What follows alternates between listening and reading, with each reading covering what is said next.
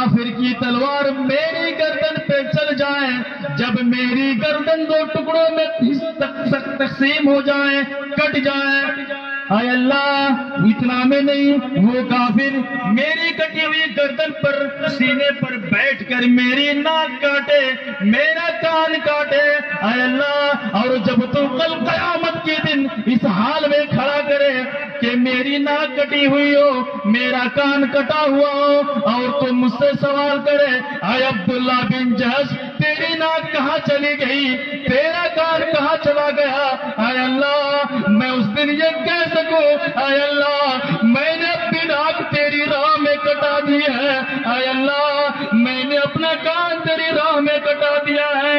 جب یہ تم مجھ سے سنے اور تو کہے ہاں عبداللہ تو صحیح کہہ رہا ہے اے اللہ، اور تو مجھے بغیر حساب و کتاب کے جنت میں داخل کر دے۔ جب دعا ختم ہوتی ہے سعد بن ابی وقاص زور سے کہتے ہیں آمین۔ دیکھیے عجیب دعا مانگتے ہیں، جنت کو پانے کی کتنی چاہت ہے ان کے اندر۔ اب صبح ہوتا ہے، سعد بن ابی وقاص نے جو دعا مانگی تو ان کے ساتھ ایسا ہی ہوتا ہے۔ اب بات آتی ہے عبداللہ بن جہش کی، انہوں نے جو دعا مانگی تھی ان کے ساتھ بھی ایسا ہی ہوتا ہے۔ جنگ احد میں 70 کے 70 صحابی شہید کر دیے گئے تھے، قتل کر دیے گئے تھے۔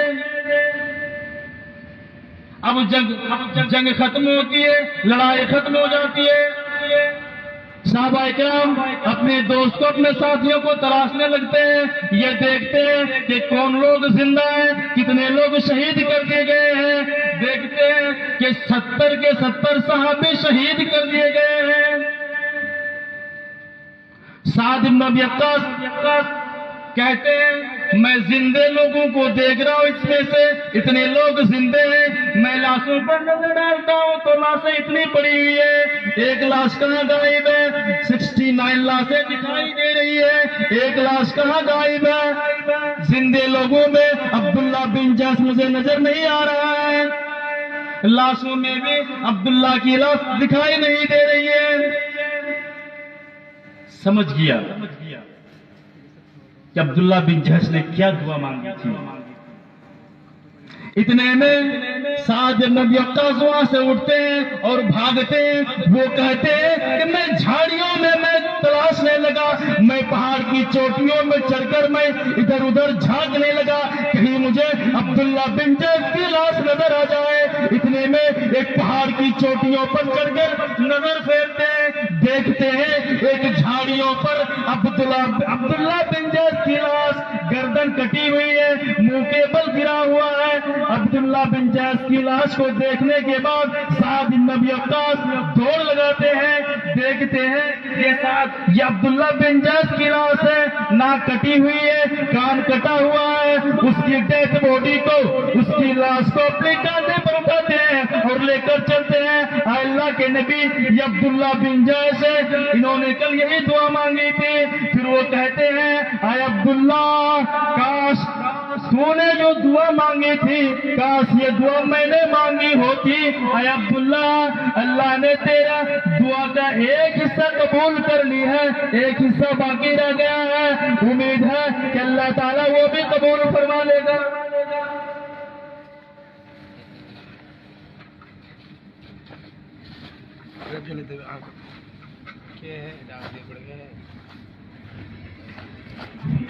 یہ ہے جنت۔ جنت کو پانے کے لیے لوگ ہمیشہ آگے رہا کرتے تھے۔ اب آئیے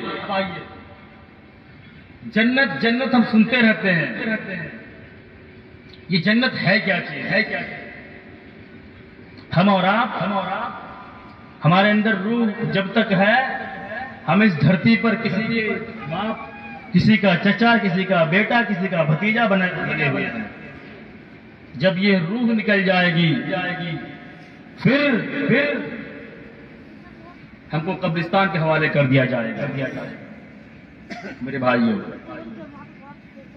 ابھی ہم ہر ایک آدمی چاہتا ہے یہ 70 سال 60 سال کی زندگی میں مجھے عیش و آرام کی زندگی مل جائے.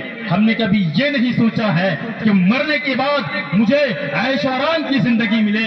میرے بھائیوں، ابھی یہ 70 سال 60 سال کی زندگی کو عیش و آرام سے جینے کے لیے ہم حلال و حرام کی تمیز نہیں کرتے ہیں. ہم جائز اور ناجائز کو نہیں سمجھتے ہیں. میرے بھائیوں، حرام ہی تو حرام صحیح، حلال تو حلال صحیح. ہم زندگی کو عیش و آرام سے گزارنے کے لیے ہم اپنی جان کو داؤں پر لگا دیتے ہیں. میرے بھائیوں، کبھی آپ نے سوچا ہے کہ 70 سال 60 سال کی زندگی کے لیے ہم اتنے کچھ کر رہے ہیں؟ تو جہاں پر مجھے ہمیشہ آپ کے لیے رہنے کا جگہ اللہ نے مجھے بنایا ہے، اس کے لیے ہم نے کیا کیا ہے، اس کے لیے ہم نے کیا تیار کیا. آئیے اب کچھ عمل میں آپ کے سامنے رکھ رہا ہوں، دیکھیے گا. پہلی چیز یہ ہے، ایک مرتبہ اللہ کے نبی جناب محمد الرسول اللہ صلی اللہ علیہ وسلم صحابہ کرام کو لے کر ایک جگہ بیٹھے ہوئے تھے. اس مجمع میں حارث بن تمیمی ایک صحابی ہوتے ہیں، وہ موجود ہے.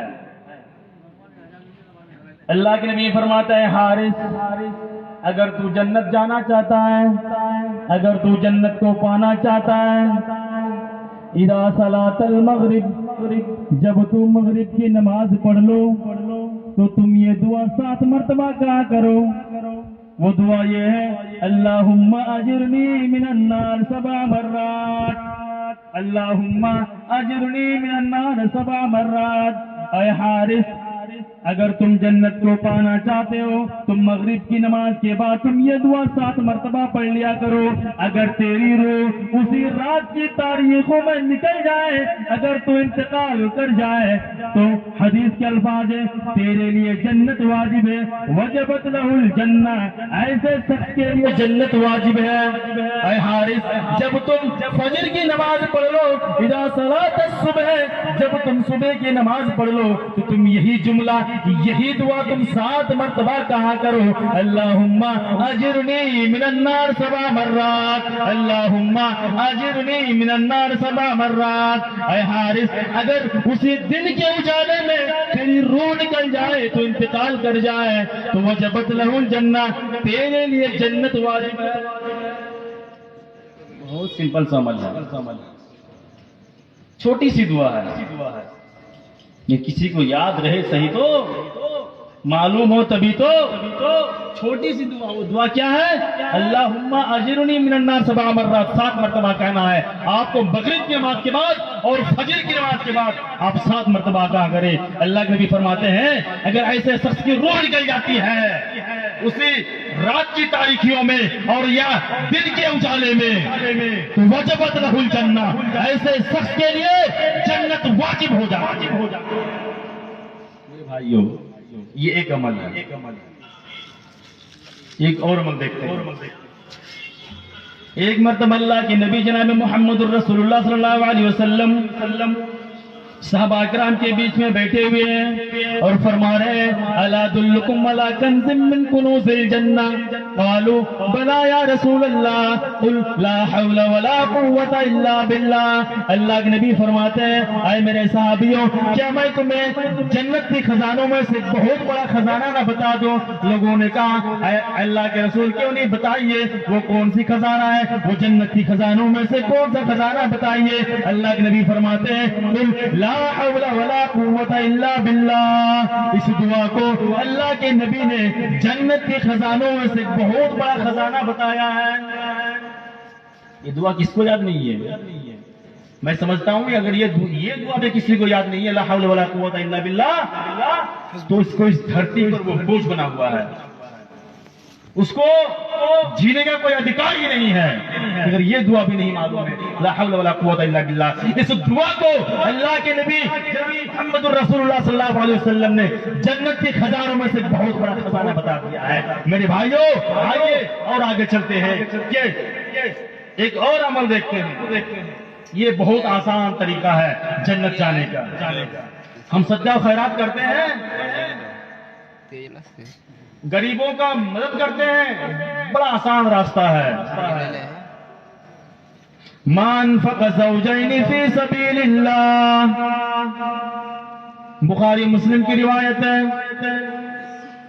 جو شخص اللہ کی راستے میں جوڑا خرچ کرتا ہے، جو شخص اللہ کی راستے میں جوڑا صدقہ و خیرات کرتا ہے، کسی کو روٹی دے رہے ہیں 2 روٹی دے دے، کسی کو کپڑا دے رہے ہیں 2 کپڑا دے دے، مان فق زوجین فی سبیل اللہ، جو اللہ کے راستے میں جوڑا صدقہ و خیرات کیا کرتا ہے، جو اللہ کے راستے میں جوڑا دان دیتا ہے، نودی من ابواب الجنہ، اس کو جنت کے دروازے سے پکارا جائے گا، اس کو جنت کے دروازے سے پکارا جاتا ہے۔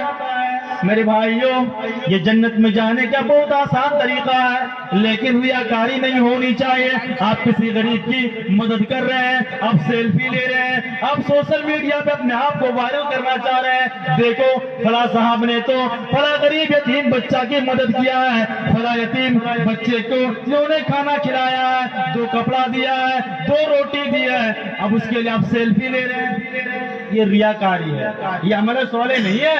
عمل صالح کی تعریف اگر آپ دیکھیں گے، العمل الصالح ما كان خاليا عن الرياء ومقيدا بالسنة، بتا دیا ہے کہ عمل صالح وہ ہے جو ریاکاری نہیں ہو، جو دکھاوا نہیں ہو۔ میرے بھائیوں، معاف کیجئے گا، آج ہمارے سماج کے اندر آج کل جو ہم صدقہ و خیرات کرتے ہیں، اگر مولوی صاحب میرا نام نہ لے تو دل کو میرا ہٹ ہو جاتا ہے کہ مولوی صاحب ہم نے 5000 چندہ دیا، ہم نے 10,000 چندہ دیا، اور مولوی صاحب نے میرا نام نہیں دیا۔ ہم نے کسی غریب یتیم بچے کی مدد کی، ہم سیلفی لے رہے ہیں اور سیلفی لینے کے بعد اس کو سوشل میڈیا پر وائرل کر رہے ہیں۔ میرے بھائیو، یہ ریاکاری ہے۔ آپ جس نیت سے کر رہے ہیں وہ نیت تو پوری آپ کی ہو جائے گی۔ آپ نے جس مقصد سے کیا ہے کہ مجھے فیمس ہونا ہے، مجھے سوشل میڈیا کے زمانے میں لوگ مجھے جانے کہ فلاں صاحب، فلاں سعید صاحب، فلاں عبدالرحمان صاحب بیچارہ غریب کا بڑا مدد کرتا ہے، یہ لوگوں کے بیچ تو آپ کا نام بڑی تیزی سے پھیلے گی، لیکن رب کی عدالت میں آپ کیا جواب دیں گے؟ میرے بھائیوں، آپ یتیم بچے کی دیکھ ریکھ تو کر رہے ہیں، آپ اللہ کے راستے میں صدقہ و خیرات تو کر رہے ہیں، لیکن آپ احسان بھی جتلا رہے ہیں کہ ہم نے فلاں یتیم، فلاں غریب بچے کو ہم نے مدد کیا ہے۔ میرے بھائیوں، وہیں پر جب اللہ کے نبی نے اعلان کیا کہ جو اللہ کی راہ میں صدقہ خیرات کیا کرتا ہے جوڑے کی شکل میں، اس کو جنت کے دروازے سے پکارا جائے گا، اسی مجمع میں حضرت ابوبکر صدیق بیٹھے ہوئے تھے، فرماتے ہیں اے اللہ کے نبی، کیا کوئی ایسا ہوگا جس کو جنت کے 8 دروازے سے پکارا جائے گا، جو صدقہ خیرات کرے گا جوڑے کی شکل میں کرے گا، اس کو صدقہ خیرات کرنے والے جنت کے دروازے سے پکارا جائے گا، جو جہاد فی سبیل اللہ ہوگا اس کو جنت کے دروازے سے پکارا جائے گا، جو صدقہ خیرات کرنے والا ہوگا اس کو جنت کے دروازے سے پکارا جائے گا، جو روزے دار ہوگا اس کو جنت کے دروازے سے پکارا جائے گا۔ جنت کے 8 دروازے ہیں، اے اللہ کے نبی یہ بتائیے کیا کوئی ایسا بھی شخص ہے جس کو جنت کے 8 دروازے سے پکارا جائے؟ تمنا دیکھیے، خواہش دیکھیے جاننے کی۔ اللہ کے نبی فرماتے ہیں نام وَأَرْجُو أَن تَكُونَ مِنْهُمْ، ہاں ان میں سے تم ہی ہو، ان میں سے تم بھی ہو۔ اللہ اکبر اکبر۔ دیکھیے حضرت ابوبکر صدیق کے بارے میں بتایا جاتا ہے یہ ہمیشہ نیک کام میں آگے رہا کرتے تھے، ہمیشہ نیک کام میں آگے بڑھا کرتے تھے۔ ایک مرتبہ اللہ کے نبی صحابہ کے بیچ میں بیٹھے ہوئے ہیں اور یہ فرماتے ہیں